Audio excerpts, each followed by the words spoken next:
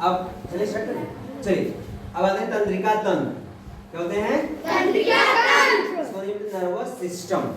अगर कोई पूछे तंत्रिका तंत्र किसे कहते हैं? शरीर में होने वाली समस्त क्रियाओं का नियंत्रण तथा नियंत्रण तथा नियम तंत्रिका तंत्र के पास होता है। मतलब हमारे शरीर में एक ऐसा तंत्र होता है जिसके द्वारा शरीर में जितनी भी क्रियाएं होती हैं उसका कंट्रोल उसी के हाथ में रहता है, उसे बोलते हैं तंत्रिका तंत्र। जैसे हम सोचते हैं हमारे मतलब पैरों में कांटा चुभा या कोई छुआ, सब कुछ पता कैसे चलता है? तंत्रिका तंत्र।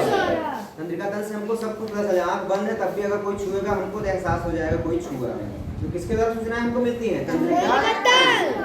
तंत्रिका तंत्र 3 प्रकार के अंगों से मिलकर बना हुआ है। देखिए सबसे पहले होता है, मतलब उसके 3 भाग होते हैं, एक मस्तिष्क, एक ऋण रज्जु, एक तंत्रिकाएं। जो मस्तिष्क का उसको अंग्रेजी में ब्रेन्स बोलते हैं, ऋण रज्जु को बोलते हैं स्पाइनल कार्ड, तंत्रिकाएं बोलते हैं नर्व्स। क्या बोलते हैं? नर्व्स।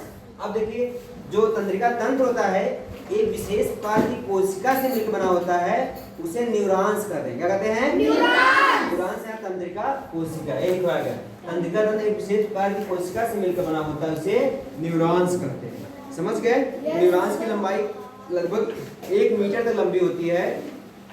तो देखिए जो न्यूरॉन्स होता है एक तरफ सूचना को ग्रहण करता है, दूसरी तरफ सूचना को पहुंचाता है।